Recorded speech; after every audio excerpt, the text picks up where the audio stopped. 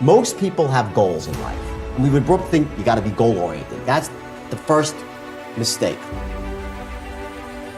The ability to manage your emotional state, your physiological emotional state, to show up in the moment feeling positive, certain, confident, clear, certain, clarity, courage, the 4 C's, selling, disempowered state, uncertainty, overwhelmed, fear. If you could be the greatest salesperson in the world, but if you knock on someone's door or you pick up that phone and you are in that moment a state of uncertainty and overwhelmed, in that moment you might be the greatest salesperson. In that moment you're blocked from accessing the skills and the greatness that you possess. State management is almost like a spigot. When it's open, when you're in an empowered state, it opens up the spigot for all the greatness in you to flow out. And when you're in disempowered state, the spigot is closed. And you're still great, but it's locked inside. You can't express itself in the real world. Success is a crazy thing. You never know when it's going to happen, how it's going to happen, or when it is truly achieved. You'll always know it after the fact. And unfortunately, a lot of people are never truly prepared to become successful. They don't have what it takes to really go in and try to be a successful individual and achieve their dreams. There's so many people out there that are talkers and not doers. They say they want to do this, that, and the other, yet they never make an asserted effort to go out and try to do what they want to do. They never try to reach their dreams. They only talk about it. The ones that only talk about their dreams are the ones that are always going to fail because they're never going to start. And the ones that go out and try and are the ones making the effort and putting in the actions in order to try to truly become successful are the ones that are going to have an exponentially larger chance of succeeding.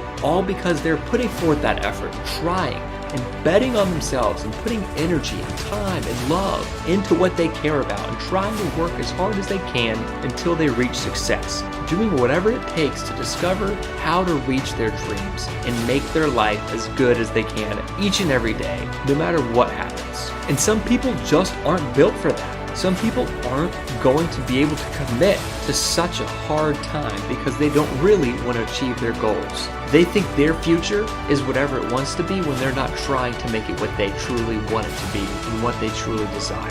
People don't realize how much of success is not an accident. It's about people that have these extraordinary skills and they take action. So I'm a big believer in learning skills. Like you read my first book. Well, when I first tried to write, I was a terrible writer. I taught myself to write. So how did I write Wolf of Wall Street myself without a ghostwriter? I picked up a book called Bonfire of the Vanities. And as soon as I started reading, I'm like, oh my God, this guy's the best writer in the world. I want to write like that. And I used his book like a textbook.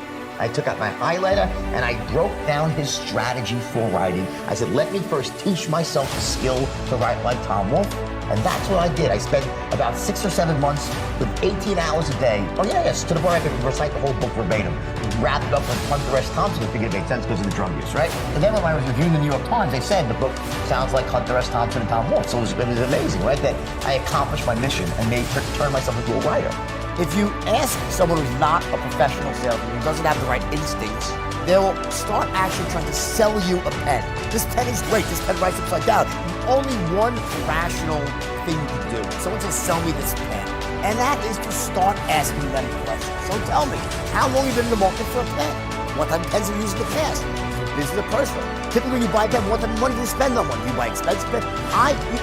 The key to selling, well, when you just go out trying to sell something, what you're saying is, I don't give a shit about you. I'm just going to ram this down your throat, right?